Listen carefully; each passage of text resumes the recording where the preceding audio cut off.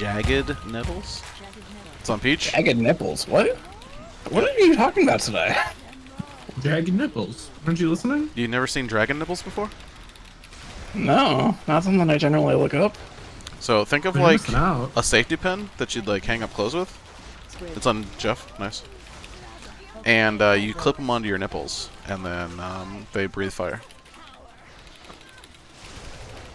Okay. Out of the breathe fire part, How did that huh? happen? That's why they're dragon nipples and not snake nipples.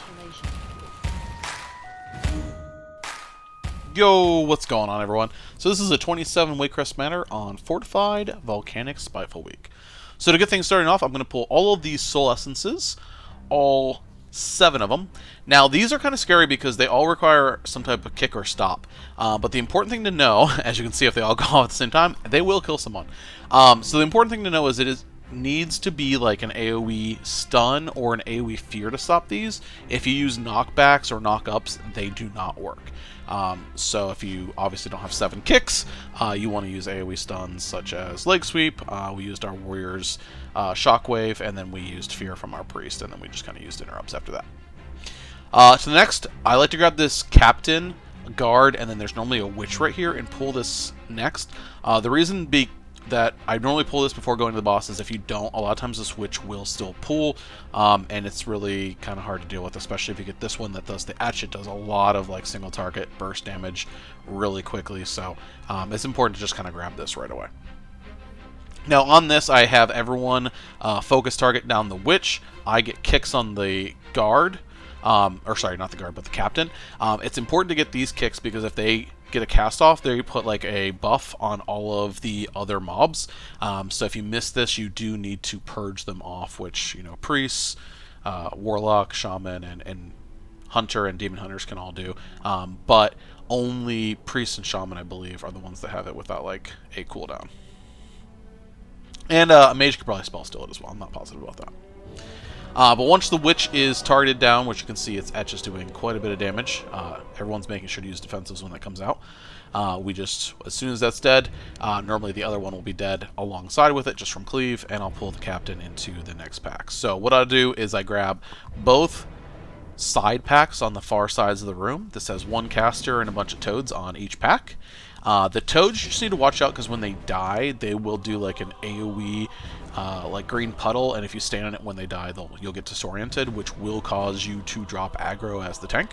And then the main caster there just needs kicked. She does a couple different casts. One puts it's either a poison or a disease out, and then the other just kind of like channels on someone, so you can use any type of stops or kicks to stop those. And then again, same thing on the other side.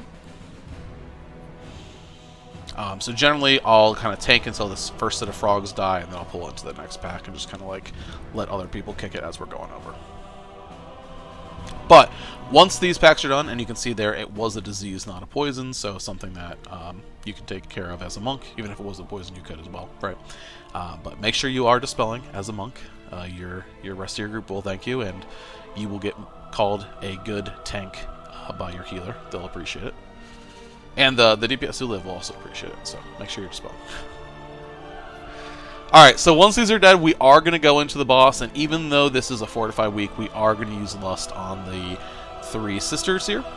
As a reminder, the first sister is the one that will mind control someone, and then the second one is the one that puts out like the debuff that you need to be either moving or jumping or whatever, and the third one puts out Jagged Nettles, which is that huge like debuff on a person. So it is kind of awkward to get threat on all these. You do want to try to grab them as often as you can, but like the ones that don't have the iris kind of just will drop threat and randomly cast. It's normally not a big deal.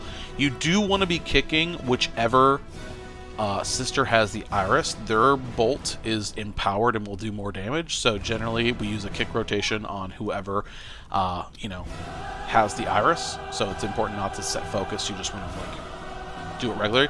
You can see during the second sister, I'm just jumping over and over again, especially because we have 3 melee. She also puts out that AoE circle that does damage to things around you, so it's important to not AD stray if you do want to kind of just jump up and down. And then with the third sister, again, you're just kicking, and then when Jagged Nettles comes out, Obviously, whoever goes on needs to take a defensive. If you're a healer, if you know that like your healer needs help healing that, you can stop what you're doing and cast Vivify onto the target just to help get them above 90% faster, because that's what removes the debuff. These bosses don't do a whole lot of tank damage, so it's not a big deal. The biggest thing that you'll kind of have an issue with is like if you miss your kick. But generally, getting the Jagged Nettles off is better. So we're back on the first sister, and again, we're just going to nuke down the person that gets the MC, and as soon as they hit like 50%, they'll come back. And then again, the second sister, again, just making sure we're going to spread out once the first sister is dead here. We will spread out, and then just kind of jump or move around. Again, jumping is kind of preferred, especially in melee. Alright, so unfortunately, I had a streaming issue where I ended up losing 50 seconds of footage. So I just want to give you a quick rundown of what happened in those 50 seconds that we missed. So we finished off the first boss trio here with the sisters. Our healer sat down to drink as we went over through this arrow here and then up the hallway. We had already cleared these 3 mobs before we started the boss. And then we pulled this pack that has 2 captains, 2 guards, and then this witch. And that's where our stream will pick up. Alright, so on this pack, it's important to assign a second person to focus kick, either star or diamond, whichever one you're not kicking. But again, with this witch, it does incredibly amount of damage. And also, you do have both the captains doing their frontals that you want to make sure you're dodging. The witch is putting out the etches. It's also putting out that AoE circle that you can see there on our warrior. So there's a lot to avoid on this pack. So this is another good pack right after coming out of the boss to use all your cooldowns are on. And especially as a tank, this does quite a bit of magic damage, this witch, and so do these, you know, other mobs here. So you're gonna notice I'm actually just like rotating through all of my defensives to make sure that I'm staying as healthy as possible and helping out so that less healing is focused on me and more healing is focused on the other. You can see I did just cheat there using the extra cheat death trinket that comes out of fall. Unfortunately, mine's still a 437, still can't get the trinket. RIP. But again, it still works. Once the witch is gone, then the damage output from everything else does calm down a little bit. You can see our heals is kind of like calming down, and you know, the only damage really going out is on me. So we're just going to finish off both the captains, making sure to get our kicks, making sure to watch out for the frontals, making sure not to point it at someone else. And then after this, because that is a pretty intense pack there on mana, we are going to make sure to let our healer get a drink. So of course it is Spiteful week, so you can see there me trying to keep these shades away from the healer. Unfortunately, they weren't able to get the drink off before they spawned, but we'll just kill them real quick and then let them drink. Now the next pack, this disciple here requires 3 kicks or 2 kicks and like some type of AoE stop or, you know, stun stop. So generally we just use 3 kicks on here that are melee. If you have a ranged, then you might need to use 1 stop somewhere along the way. But basically, just try to let it cast as much as possible, and right before it goes off, just make sure to get the kick on it. The earlier you kick, you know, the faster you have to kick. So it's generally better to let them go off, or you know, let them cast for a while before kicking, because then that's less damage going out. And then the other guards are just, you know, doing their regular damage, so not too bad besides that. Now, the pack after this is where it's going to get kind of crazy pretty fast. So we're letting our cooldowns come back up because we're about to pull most of the courtyard. So in this next courtyard pack, we're going to have the 2 Coven Witches, which require 3 melee kicks, or as we're going to use 2 kicks and some AoE stops. And then we're going to have all the little dogs that pat around. There's also the 1 Thorn Guard that puts an enrage on itself, so it's good to be ready to de-enrage this. So we put 2 kicks on star and 2 kicks on diamond. Try to group these up and pop all our cooldowns here to get all the damage going. Ideally, if you grab them, the fire does do damage in the courtyard here. So what we're doing is we're using 2 kicks, like I said, on star, 2 kicks on diamond, and then when the 3rd cast comes, you want to wait till they're both casting if they're still up, and then use a AoE stun of some sort. Like Sweep's really good for it. You can also use Ring. Knockbacks do work on these. Luckily, I was able to grab these after they were standing in fire, so the 1 Coven Thorn Shaper spawned at 50%, which was pretty cool. So sometimes that happens. Definitely use the fire to your advantage. But again, if a cast does go off, these are poisons, so you can, or rather diseases actually, so you can dispel them. So can paladins, priests, if they spec into it, can dispel them. Unfortunately, our warrior got knocked up by the the knock-up that the thorn shapers do, and got knocked into the next pack. So this was not a planned pack to do. You probably could do this pack if you plan it.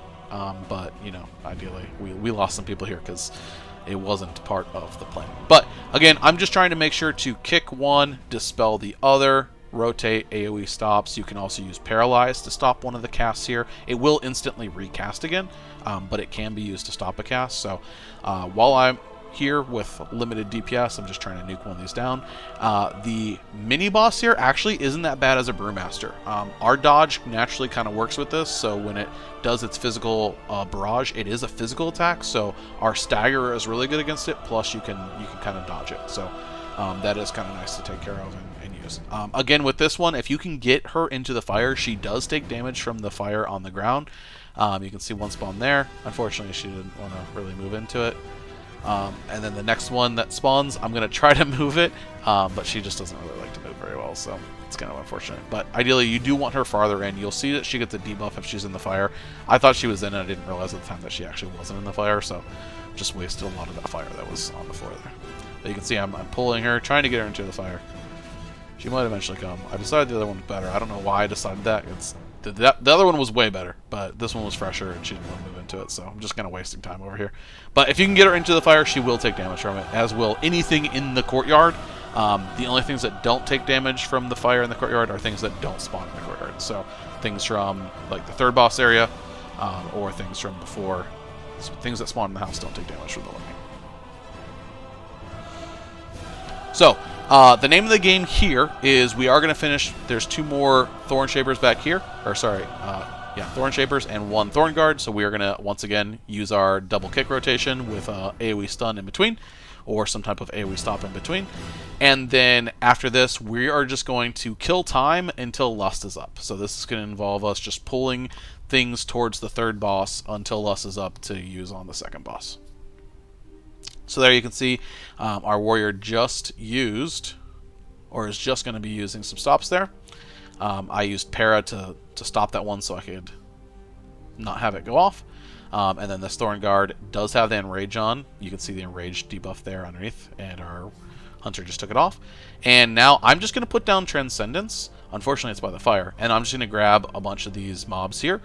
Things to watch out when you grab these maggots is that they will do spit, and a lot of them do it at the same time. So be ready with an AoE stop. So we try to do like a pool of maggots, and then a pool from the boss room, and then a pool of maggots in the boss room, and just keep on alternating back and forth. That way we have our AoE stops available for those maggot spits. If they all go off at the same time, likely someone's going to die, possibly 2 people. And then if you get the Gorgers with it, you just need to be ready to kick them. The Gorgers didn't pad in, so they didn't get it here. You can see I've got just about a minute until Lust. So I am going to go ahead and do another pull here. Unfortunately, there is one of these stewards that pats in the boss room and pats into the room with all the maggots on the other one. And I decided to try to pull that one. And unfortunately, it pulled a bunch of maggots with it that we weren't prepared for. I was not prepared. Illidan would be kind of upset with me. So this is not going to end well. Ideally, pull that one before it gets in the room. You can pull it together. This does do a lot of damage to the tank, even without the maggots, but with the maggots it just kind of added a little bit too much because the spits started going off, and it was just a little bit too much. So unfortunately, this pull is going to result in us just like letting stuff reset. And some of it doesn't really want to reset, so you're going to see I'm going to have to fight some of it, and it's still not going to go very well.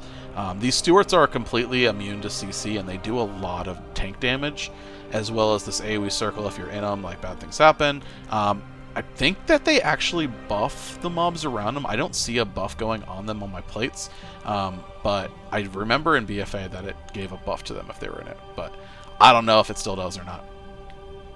But either way, this group is just not working, so we're just going to call for just let it fully reset. Unfortunately, because Spits got off and then more maggots spawn, the maggots that spawned where they were are going to stay where they were. So we found that out the hard way. We are going to have to fight some of these maggots. These aren't going to count towards our total count for the dungeon, unfortunately, but it is something that we're going to have to pull, and we're going to have to make sure that we get kicks on these and stops. But since Lust is up, we are going to go ahead and move into the boss. So unfortunately, don't do what we did here, but you will see this key, spoiler alert, does end up being timed. So even though we had a pretty detrimental full wipe here, and this was a 27, it's still going to be doable. So we're just going to take this maggot, clean it up, and pull into our boss. We are going to use Lust on this boss. I recommend, even though this is a Fortified, since it is a 27, we are going to do basically 2 sets of people getting trapped by the thorns, and then we're going to put him on fire just to keep his stacks low so that we don't get crazy. And then after 2, if he's close to death, then we'll just go until, you know, the boss is dead. So, see, the first one comes out. I popped my cooldowns on pull, and I didn't use Touch of Death there because everyone else has their cooldowns going. So, it doesn't really make sense to use Touch of Death when everyone else has cooldowns up, and some more damage just going to the thorns. Ideally, if you delay your Exploding Keg, though, you can have that first Exploding Keg go in, and that damage, you know, it's not split damage, right? It's just full damage, so it is good to use.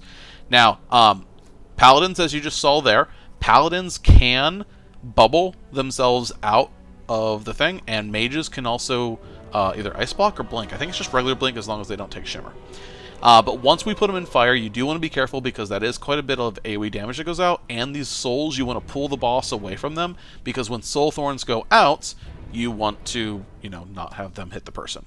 Now, our warrior here, that wasn't actually Bop that freed him, I don't think. Our warrior specifically will use a PvP trinket during this boss just so that they can use their PvP ability to get out of it. So that's something that you can do if you have a PvP trinket. Some people will walk out when we die and switch trinkets and then come back. So here, because we don't have cooldowns rolling, I did use Touch of Death right there on our hunter to get her out real quick. And since that was 2 again, I am going to pull him into fire.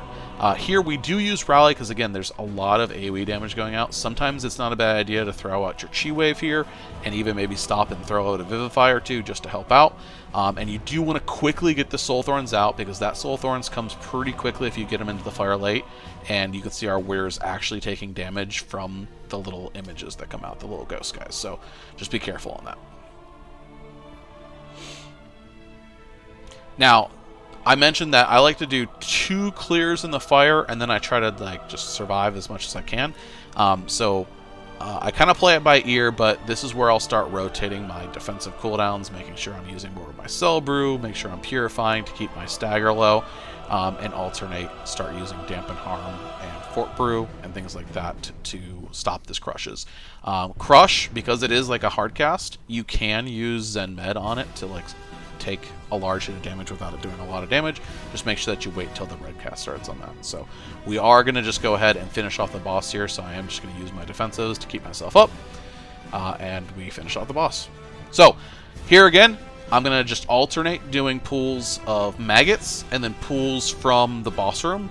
Again, and then I'm always going back to the courtyard because it's easy to LOS around here so that we don't have all the spits going off at random times, and then we can just AoE stop them all at the same time. So make sure to get kicks on these, because if the 2 that are marked here, the 2 maggots that cast, if their cast get off and they infest someone, they no longer will count towards your overall percent in the dungeon, and then you'll need more. So it's important to use either stuns or kicks to stop those. And again, you can see I used the Lake Sweep and Ring of Peace there to stop spits from going out and being used on our different DPS and healers. So now that we did a pack of maggots, I'm going to go back into the boss room and pull a Stewart and some of the mobs around there. Again, sometimes you can end up with 2 because the one kind of pats throughout the room. So you can see I am grabbing the one that's patting, and I'm going to grab some other stuff. And I did get the Gorgers that pat on the other side. That's going to be a lot. This is going to be one where you really want all your defensives, and you really want to try to just take care of as much of this as you can. There's a lot going on here. The Gorgers need kicked. They also can be stunned to be stopped, but they also jump away, so you kind of want to be spread. And you're noticing I'm going to be blowing all my defensive cooldowns here along with my offensive, and I'm also going to be doing some kiting here. Anytime this is going out, you're seeing I'm using Ring of Peace to stop them from getting to me. The Stewards don't care about that. They are immune to all CC. My cheat death has just gone off, and so now it's time to just really do what I can to... I'm going to start kiting. Remember, the fire here doesn't do anything to these mobs. It's only pure damage. The only things hit by the fire from the lightning are things that spawn in the courtyard, and none of these do. So I just popped there, Dampen Harm. And again, we're trying to get these other small adds down while doing as much damage to the Stewards as possible. The Stewards do the most damage. I don't know if it's that they attack with like a spell ability or if it's their main attack just does a lot. But they really hurt. So especially having 2, this is probably one of the more difficult pulls. Really good to have the maggots in between boss and this because, you know, obviously boss does take a lot out of you as well defensively. But again, you can kind of see I'm just kind of slowly kiting as I need to whenever they do their AoE. Sometimes I'll just chi torpedo away and get far away. That way I've got some time to, you know, clear some stagger, get safe. But, you know, once it's good, we're going to be good. So, now that pack's taken care of, our stuns and AoE stops are back up again. So, I'm going to let my healer start to drink by killing these shades. And then I'm just going to put down Transcendence again. And then I'm going to pull more mobs. I actually forget to put down Transcendence, unfortunately. But again, I'm just going to pull more maggots. And I'm going to pull this entire hallway down here. Sometimes you can tell people to follow you at this point, or you can go back to the courtyard. I really prefer to go to the courtyard. My warrior decided to follow me. But I'm going to go all the way back to the courtyard. This is where Transcendence can be really nice, because you can just pull them and then be here. But again, the whole idea here is to get everyone LOS. You can see them on the right side. That way when they come around, 1, the spits are targeting you and not them. And 2, you can get an AoE stop on them. You can see we use leg sweep there, and we're trying to stop as many spits from going off at the same time as possible, while also making sure to kick the infest that Star is trying to cast there. Now, I have an auto marker. That's what's marking these.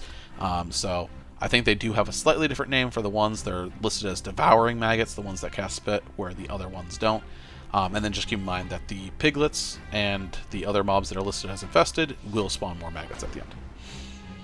So once that's done, I'm once again going to go back into the boss room and pull more of the things that are left in here. Anything that's left in, just being careful not to pull it across the boss, because a lot of the times if you pull across the boss, he will pull and then he'll just kill everyone. So just be careful with that. So there's going to be another Steward. There's going to be 2 more of these Gorgers, so making sure that we're getting kicks on these. You can see how much damage I'm taking from this Steward. It's a lot of damage. So be ready to use defensives, be ready to clear stagger. You can see my stagger is super red. It was up to 200k a second. So just make sure you're managing that. Don't be afraid to use cooldowns. Cooldowns aren't as important on the boss here. I did hold Exploding Keg until now, and then I decided I'm going to throw it. So I did throw that to get some more damage now that they're all together, and we're going to take care of these. So one other thing to note is that make sure you're using your group's utility here. I mentioned before that these Steward packs are ones that you definitely want to be able to kite. You can notice our Hunter has down Tar Trap. That's not only just for this, but also for the shades. Be aware it is Spiteful week, so don't be afraid to throw stuns towards the end of these packs to stop the shades from hitting other people, or use Ring of Peace to keep them off of people that you need to. But once these are done, we are good to go into the boss now. We did take care of all the packs that are around the hallway around him and everything that's inside, so we're going to go straight in.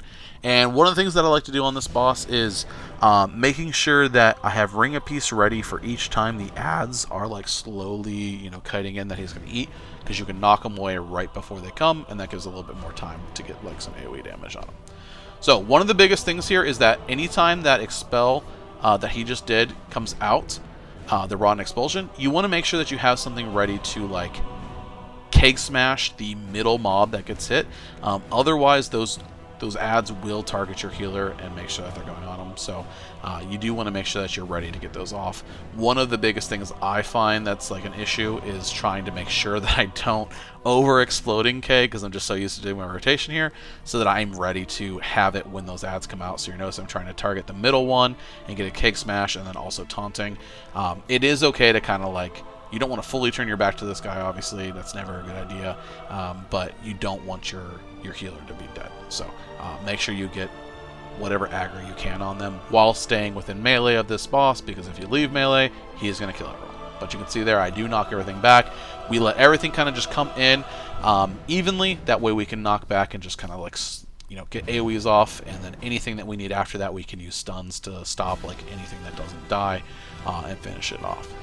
The second time around, I do have like people try to slow them, just because Ring of Peace is just slightly too long of a cooldown to get it off, but that's something that you got to watch out for. So again, try to grab these raw and expulsions, make sure you're dodging the frontals. One thing too is make sure you're not standing in between the boss and whoever has raw and expulsion. A lot of people don't know this, but it does quite a lot of damage, and especially as keys go up, it definitely adds up. So you can see we had people stunned there just to get things together, and now that Ring of Peace is up, I'm going to knock them out. And luckily these all spawn with the raw and expulsion ads, so we're able to just kind of do some AoE damage and get thrown on all of them, which is pretty nice. If you absolutely need to, if there's like one that's about to get in, you can always touch of death it. You can always choose to you know, CC these mobs instead. Generally I wouldn't do that with the first set, but if you get to like the second set, you can throw things like Paralyze, Frost Trap. You can use roots from a druid, things like that to stop them, but generally we don't pay too much attention to the servants that come in. We just kind of like focus the boss. So, and obviously try to get the raw and expulsions together. Now, the next group here, unfortunately, I'm going to accidentally Transcendence. I didn't mean to do that. I was trying to put Transcendence down. But this pack, sometimes there's a witch in this room. For whatever reason, this week there wasn't a witch in here. But again, I pull these into the other room, and we want to make sure everyone else is, and then we are going to use AoE stops to stop the spits from going off and hitting everyone. So we had our warrior use their shockwave. You can see I'm using ring there to stop it. But yeah, if the witch is here, you do want to prioritize the witch here and just AoE down the maggots. But there wasn't any witch here this week, so we're good. And we're going to come down. Now, something to be careful here is there's going to be a Thorn Shaper here, which does need like the 3 kicks on, or 2 kicks and a stun. And then there's also the padding matron. You definitely don't want to pull that matron with these packs.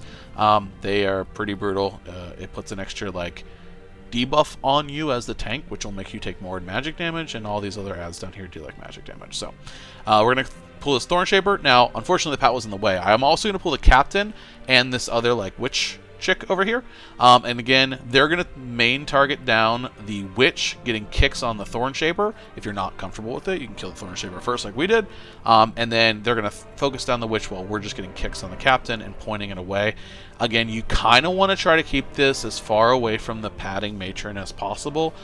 We did have in a key 26 of this week where we were doing the same pull and I was tanking it where I am, and someone went to dodge the frontal and dodge straight into the matron, so you do want to be careful of that. That's something that can happen.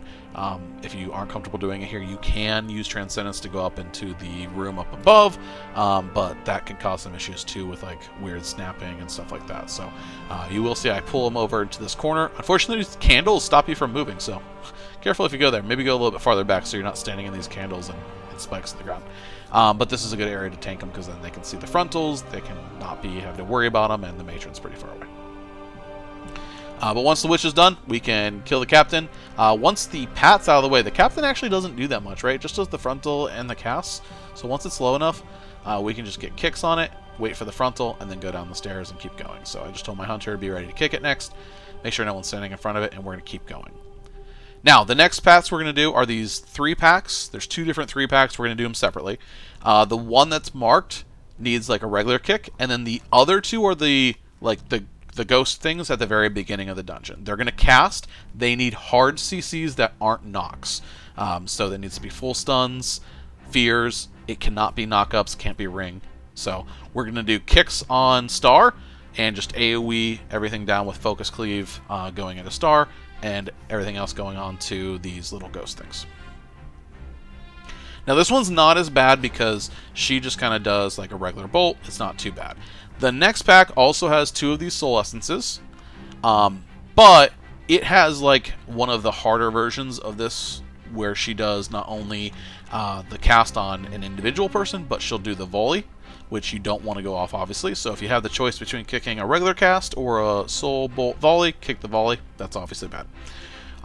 And then after that, she also does warding candles, so sometimes you'll need to kick her next cast after that, even if it's not volley, to move her out of the candles. While in candles, they take less damage, they do more damage, so obviously don't have them be in the candles. And then off to the left, behind where this hunter pet is, back by these spikes on the left, down by my logo there, there is another version of this mob, the exact same. We don't pull it with my route that I've got going on here, so just be careful not to pull it during this trash pack or during the boss. Pulling it during the boss can be very, very deadly.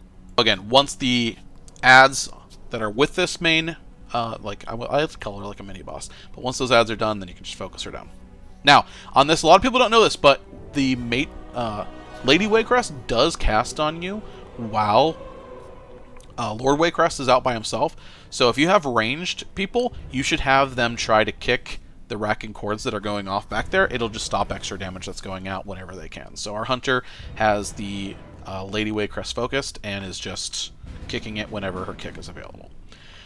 For Lord Waycrest, you want to make sure that you're using some type of defensive anytime that he does his main strike here on you. It does do quite a bit of damage, and anytime that the AoE circles are going on the ground, you do want to do your best to avoid them. Obviously, they're magic damage, so as a monk, we take more of our damage and stagger less of it from magic, so you want to avoid that.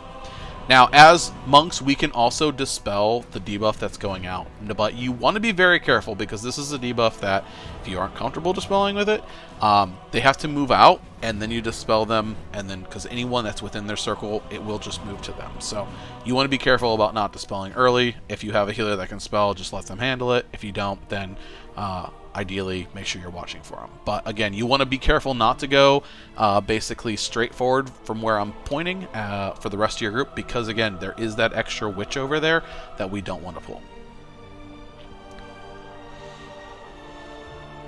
So this will just continue, and we're again just basically repeating the same thing until Lady Waycrest joins the fight. When she joins the fight, it's when she hits the 10% mark after she gives him health the 3rd time. So when that happens, just have her focus. I like to pre-focus her, and then as soon as she jumps down, you'll get a warning like I'm seeing there on my boss mods, and you want to taunt her right away. Now, if you only have 2 melee kicks, you can kick her with just 2 melee kicks, as long as you kick at the very last second. If you kick right away, then you'll need 3 kicks because it's just slightly faster than the 14 or 15 seconds that your kick is for the 2. So as long as you wait till the very end of the cast, there is enough time for just 2 melees to kick her. But if you have 3, you can just use 3 in the rotation.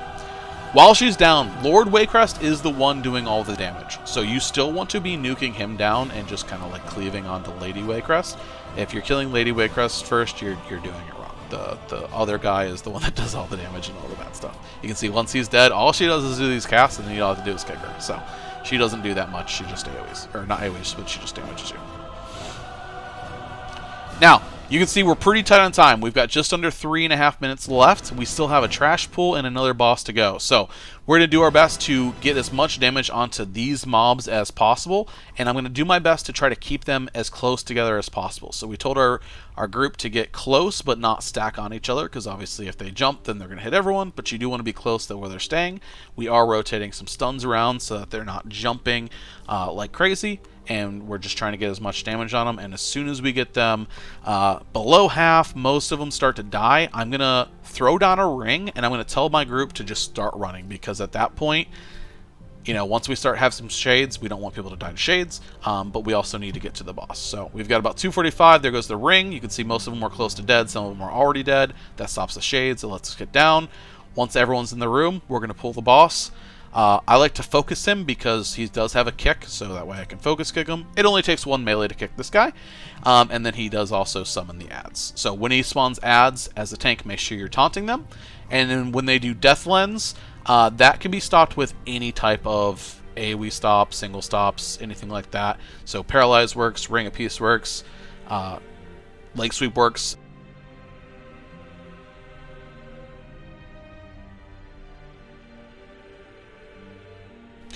So one thing to note though, if you don't kill one of these extra mobs that spawns, and he starts to do the ability that revives them and does AoE damage to you, if they're casting Death Lens during that, let them continue to cast it until the ability goes off. They will not get healed if they're casting Death Lens. So you can take that extra second of someone being not able to do something to, you know, not have to kill them again. So that is a little trick that you can use that I think we just used on that last mob. But here again, because we are short on time, we are just trying to do as much damage to the boss here. We're not worrying too much about these ads. We're mostly just cleaving them down and making sure to get a stop on them. I just use Paralyze on that one, and you can see our hunter is just running around and grabbing the files to be ready to throw on them after they die. If you mark them with, I have an auto marker that's marking them, but you can see right here, we let the Death Lens cast, and he didn't get healed, that moon mob. So I let him cast that until the ability that the boss did finished, and then it didn't get healed. So it's something you can do. But if you leave them marked, when they die, the mark will stay on the ground, which makes them easier to hit with like the extra action button file that you need to throw. So again, we're just doing as much damage as we can. Now, you do want to be careful because this is a pretty, you know, as a 27, this key, even though it's not tyrannical, his AoE that he does there that revives the mobs or gives them extra health back, does do quite a bit of damage to you. So that's something you want to watch out for. Make sure people are ready to use defensives. Don't be afraid to top people off if you need to. But here you're just, again, focusing the boss as much as possible. We've got about 25 seconds left. We have 2 of these ads up. We're not going to worry too much about them. We are just focusing this boss down as best as possible. But you can see this AoE cast. You can see how much that just did to the hunter. They went from 60% to almost dead. If she would have died, we probably wouldn't have timed this game. But that is going to do it for this one. Thank you guys so much for watching. If you have any questions, please leave a comment down below in the comments. And I will catch you guys in the next one.